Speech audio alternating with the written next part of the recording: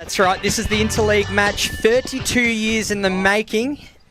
GD versus the Colac District Football and Netball League. Before we look at the historical side of things, I've got a new segment I'm throwing in for these three. It's called What Were You Doing on This Day 23 Years Ago? Jason Doherty, we'll start with you, mate. Where were you today? Yes, I was getting married on this day 23 years ago. Yes, Congratulations. Yes, wedding anniversary, spending it at Eastern Reserve in Winchell Season. Had a great thing. Mrs. Doherty's over running the netball, and you've dragged me into here. So why not? Well, what a better place to be? Interleague has been the theme of the marriage from that weekend. Is that right? Yes. I was in Narracourt the Saturday and then got married on the Sunday, so that was an interesting weekend. We all came back on the Saturday night, so that was good. So, yeah, that was a long time ago. Is that when Spicer broke the plate glass window at the nightclub? I'm not sure what you're talking about. I was too nervous to ask, was there a police escort? I heard there might have been something. No, I came back on the under-17 bus because they left straight after the game. I didn't stay around for the seniors' presentation dinner that they have afterwards and the subsequent bus trip home, which I believe may have got back around 2:30 that Sunday morning. So probably not a great way to start the wedding preparations, I wouldn't have thought. So I dodged a bullet there, I think. For the better option there, Jason. The Friday night was interesting before we played, though. There was an interesting couple of things going on there. So. Jonesy would have played up, wouldn't he, Sid? Yeah, there was a couple of... No, well, Jonesy was in fine form most of the time when he played Interleague. He's a great representative, both on and off the field. I think Sharky O'Toole and a couple of GDFL executives might have had a nice big Friday night before we played. So that was good. Well, speaking of the nostalgia, I spent the week where I usually spend my weeks at the Geelong Heritage Centre, just going through old newspaper results, and I found some results I wanted to send to you guys. And Grubby, I was even discussing with you over the phone, maybe we could do our top Interleague moments of all time. It helps us, I guess, regain some memories and all that. And yeah, Grubby, what were your thoughts when I brought up the words Interleague history? Well, you told me to give me my top five. Yeah, I've got a top five. Now, I know Smithy wouldn't have done it, of course, because he never does Well, anything. I probably didn't communicate it properly to Smitty in his defence. Yeah, just like I got to do it. All right, I got my top five GDFL games. You want to hear them? I'd love to hear him. Right. Did we win them all? Yeah. You would have thought so. Yeah. I nearly picked that one we lost, but I didn't. I have. Well, me fifth. No. It was a good one. Because we only won about four. Me fifth was 2004. The GDFNL 55 defeated Horsham 37. The coach was Mandy Lima. And the captain was North Geelong legend Kelly Parker. You're an idiot. And she's still playing today, about 500 games. And she only looks about 40 too, Kelly. So that was a big highlight up at Horsham. They absolutely flogged them in the finish, a magnificent game. You're an idiot. My fourth was 1993. And that was the last time these two sides met. GDFL 102 defeated Colac 97 in a cliffhanger. I actually watched that one on the video. I wasn't at that one. The commentators were Ronnie Brain. They interviewed Daryl Jones. And the Charlie Chaplin silent movies was our mate next door, Smithy, who sat there like a dill and never said a word. I don't know what you're in there for, but you definitely didn't earn your money that day, mate. Number three was the 1996 GDFL. Yeah, I hadn't got paid, so I didn't say anything. Okay, yeah, well, they probably didn't have 2 bob in their pockets. 3 months would have been fine. GDFL 11 1985 defeated the Pagola League 8-12-60. It was a very close game for 3 quarters, and I reckon you blokes were there over on the other side of the ground. And Bisso's quarter-time speech was just magic. There's only a goal or so in it. And I remember him saying, I went out, it was freezing cold. He went out and he said, listen, you blokes, after this game, we're all going to go back and we're going to celebrate back in Shepparton, which they duly did, I can tell you, but I won't go into anything there. He said, but just think about it. How much more fun will it be to celebrate if we actually win this game? And they did. They went out and played their best football of the night. He was Coach Bissett. The captain was Daryl Jones. And the BAG that day was Brett Feldman, who was a wonderful player. Number 2 was in 2016.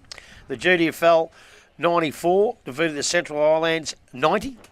And we were there that day. That was a magnificent game. And not taking anything away from the players. The other mob had players come down from Melbourne and everything, and they looked the better side. But I tell you, there was 2 blokes. Scrobelac coached them beautifully, brought them up the ground. He actually nearly got them over the line himself, and if he didn't, Brent McLeod did. It was one of the greatest individual games of footy I've ever seen. So he did win the Darryl Jones medal that day, and of course the coach and was captain, and the coach was Scrobber. My number one, the 2017 GDFL 91 beat North Central 87 at Wedderburn. Can you remember that? The coach was Jeremy Power, the captain Cam Addy. The Darryl Jones medal went to Michael Best. Loved Best. He was the best. Because I didn't sort of remember the game, I watched it on the video, which they have now banned, deleted it. I got no idea why, but the big thing that game, they kicked 15-1. 91. They've been beaten 2 or 3 times by the North Central side, with Corey Jones getting 1,000 possessions and young Munkara come down from the Northern Territory, and they just kept beating us. They had a couple of blokes in one of them. I'll tell you now, I knew one of them. I won't mention his name. He wasn't even playing North Central. He was playing in Melbourne somewhere. Yep. But he played anyway. But they've always been able to beat us, and this day they beat them by 4 points and kicked 15-1. Have you ever seen that? 15-1. And I tell you what, the bloke that kicked the point never played another interleague game. That's it for me. No, very good. Look, I've put it top 5, but I just wanted to just skim over the lowlights, and you guys need to explain to our generation what happened on these days. Starting with 1997, I think, Jace, you were chairman of selectors that day, and it was GDFL 8-5-53. I'm thinking, that's not a bad interleague score at Bellpost Hill, to Mornington Peninsula 31-14-200. Yeah, well, it was an interesting day. We thought we were playing in Mornington Peninsula Nepean Football League's 3rd division. Right. We played their 2nd division. And Keith Robinson, who was a Springvale legend, kicked 14 goals against us, and it was an absolute procession. And the biggest part of the night was we all ended up at home house afterwards, and that was better than the football.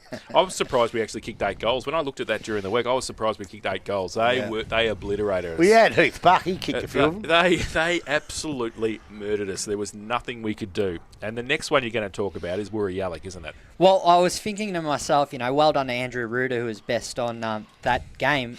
You think at 97, well, it can't get any worse than this.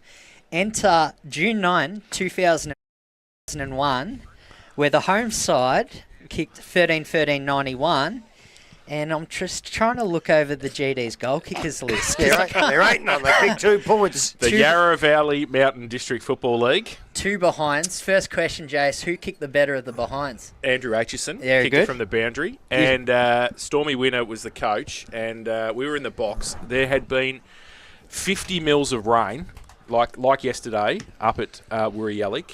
And the ruckman was Damien Monkhurst. 1 year out. 1 year out. And the centre half-back was Andy Goodwin from Richmond. And we couldn't get it past the centre most of the day. And the most amazing thing on that day was not this box, but the old commentary box nearly blew up. Wow. Because there was that much water, and Fan, I'll be listening. There was a little bit of electrical stuff that was probably hanging out a little bit. It wasn't quite OH&S specific in those days. And I think at one stage we looked over from the commentary box and there was a bit of smoke coming out of it. Well, I got 2 questions for you. The first one was it that fire that scrambled Frano's brains? To me, what he's like today. Stop it. And the second one was, Monkhurst played in the ruck on who? That is a good question. I reckon there's a Werribee link in this answer. A Werribee wingman played in the ruck. Simon Calvert? Chris Smith. Chris Smith Nick played in the Smith's ruck. brother. Did he really? Played on the wing at Werribee all year. Played in the ruck. I think you got there and put him in the ruck. I think we were a few players down that year. Yeah. I think we could get too many to get on the bus to go to To Wurruyalluck. go to Wurruyalluck. He played in the ruck on Monkhurst's first year out. The poor bugger didn't know. Actually, Chris Smith went on to be a really good player in the Essendon League, but he wasn't a ruckman against big Monkhurst. Ex-AFL player Peter Cameron was the ex-AFL umpire. Was the umpire on that day, Peter Cameron, and he gave, I think he had a house around the corner because he gave an awful lot of free kicks to Monkey. And I think Monkey cheered him off after the game. So it was good. So that was great. There we go. So look, now the positives. My top 5. I started off back in 1974. I had an interview with the great Charlie Ardenetto last year. And the best thing about it is if people complain whether or not these players can back up for Interleague, well, Charlie's about 73 and he's still playing today. So he reflected and he told me a story that there was the country championships were held in Clunes of all places back in 1974, and they weren't quite sure if they would get a win on the board. Not only did they go the clean sweep, win the minor premiership, but they unearthed a champion 16-year-old who would have turned 70 yesterday if he was still with us, and he's won 2 BNFs at Winchelsea on top of his batting book. The great Alan Woodman. And, you know, obviously the next 7 days we'll all be thinking of the Hickletons and Mick, but you also look at other names like Alan Woodman and you think, well, how lucky were we as, I suppose, a local region to have a player of his calibre play in multiple clubs, multiple leagues, and as a 16-year-old, his interleague teammate that day, Gordon Hines, put the word into Geelong, and I guess the rest in his story is history. Did you play that day, Dale? Well, It's called Interleague. What year was that? 1974. Yeah, probably. Well, I'd have been 12, so you'd have been 21. Yeah, you wish. Another question for you, Joe. Sorry, no. Alex. That at Worry Alec, there was a rumour going around that day that somebody, I won't mention his name, but he's no longer with us, and he was a huge man, climbed down the ladder and lost his pants. No, that was at Inverloch. That was at Inverloch. Yeah, that's on my list. Okay, well, Yes, sorry. the Bass Fano, Valley, shut yes. up and leave me No alone, you idiot. Now, I didn't want to just highlight all the wins, and there were 2 losses I was juggling over for my 4th spot. One was the 1991, coached by Mick Turner, where we lost by a point, but thanks to 4 goals in the opening quarter by Darren Fraser. But in the end, my 4th spot went to 1992. GDFL at Geelong West Oval went down in wet weather to Bass Valley 10-20-80. They were defeated by Bass Valley 15-9-99. We only kicked 1 goal in the second half, but I highlighted watching that footage 3 18-year-olds that were playing for us that day that we thought, jeepers, these guys might have a bit of a future. And Jeepers. one's Harmy Williams, who of course has won 4 different leagues. One is Mark Stewart, who, like Ardenetto, is probably going to keep playing this year at some point. I don't know how Lara's going. I'm sure they're doing well this season. And the other one, the great Frank Foppiani. He's only interleague game for us, but the amount of stories that I've heard, as someone you probably want in your dream team. Oh, Absolutely. probably nearly first picked, actually. Absolutely. Well, and Harmy Williams actually, I think till this day, is the only man to coach Belmont Lions or East Belmont if they were then to a flag in the modern history, wouldn't it? Yep. And that year, 2 of the ones I've named, teammates finished top 2 in the Whitley medal. Stewart and I think both, Foppiani and Sid Jones tied for second by 1 vote. So well done to the teenagers there. We couldn't get the win, but we couldn't my top 3. I've gone with 1993. Again, there was something special at training on Thursday night at Bellpost Hill when I'm just doing what I'm always doing, pulling the phone out, filming everything I see, because that's just how I operate. And at the bottom of my vision, I see the David Wall wing, and then I pan out and I see these kids are about to play here for the first time since 1993. And Grubby, you saw the footage, like, you know, Ian Cockrell had an amazing second quarter. Sid Jones was fantastic. Well, I think he was best on the ground, Sid, again, wasn't he? Yep. He won his own medal. Yep.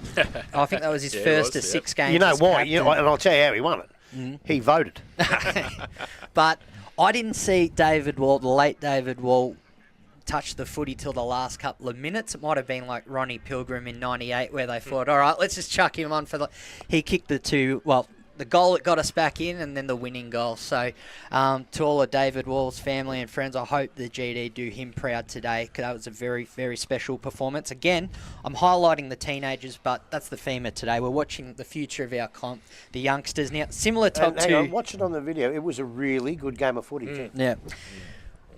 Obviously, we got to be careful what we can share and what we can't share about after parties and all that, but there is no stipulations about what I can share pre-game, and there was a rumour that in 2016, while you guys were getting ready to call the game at Bungaree, there's a rumour that a few of us were trying to find the great Tav Sawney, whether or not he was still at Lambie's or not, because he got the late call up to play the next game, and not only did he did he get the... I heard that story.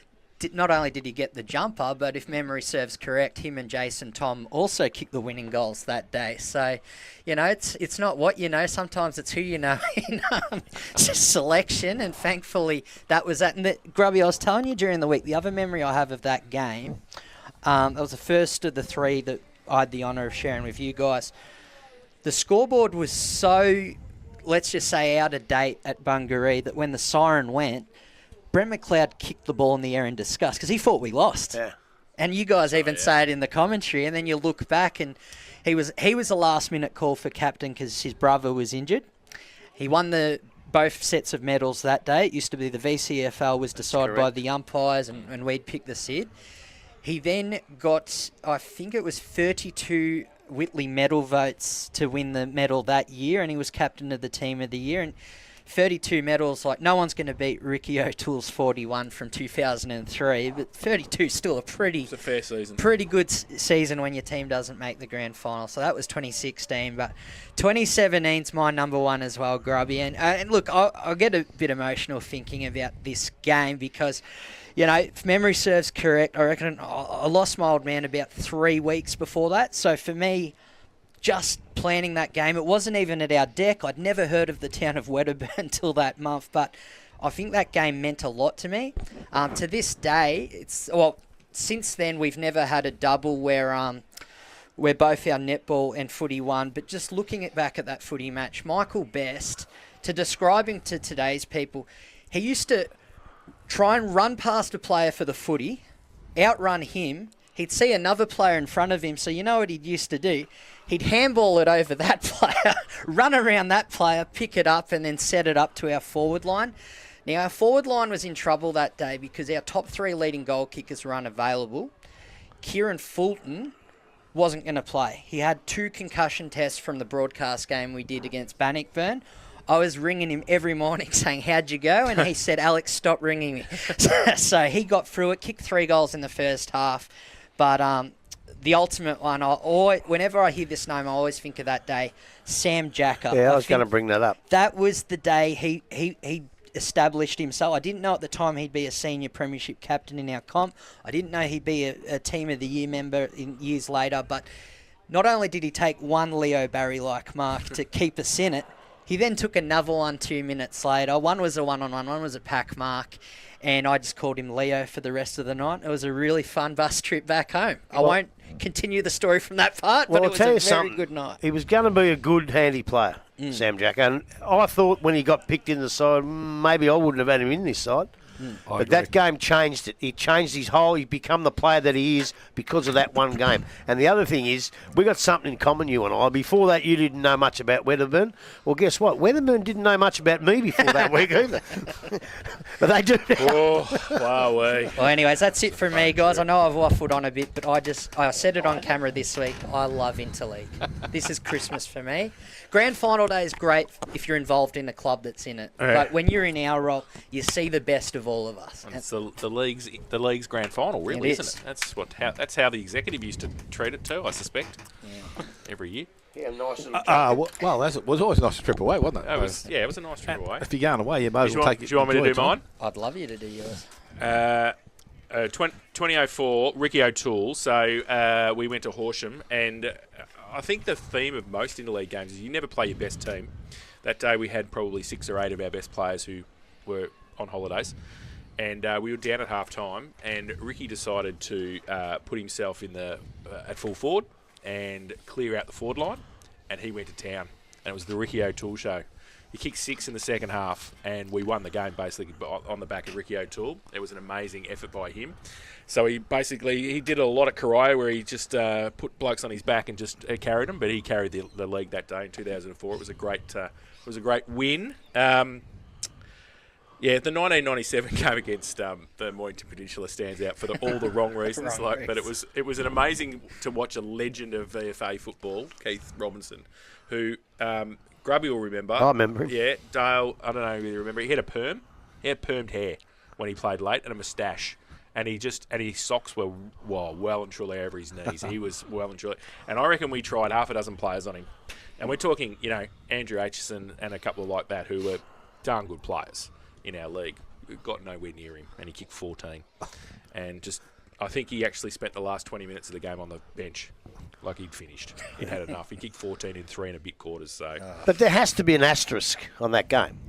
They cheated. I don't care what you say. They brought a side that we didn't know was coming. Yeah, correct. And I heard that the Werribee Central's club president advised us not to take that side on in the lead up. Oh, Don't. I will never reveal who told me that. Well, I don't But even that's think just- we'd have beat the Division 3 side. Well, there you No, go. probably not. No, Because that was a really strong league. Probably not. But I Yeah, didn't see a lot of it because I was on the gate that day. Oh, there you go. No, were you? Yeah. Bell pay still. Yeah, it was free to get in, but there was a donation. But any grog had to be put in the shed down there. Really? Yeah, somebody, So didn't get to the shed. somebody got caught in there drinking it all. And I won't be mentioning his name. Right.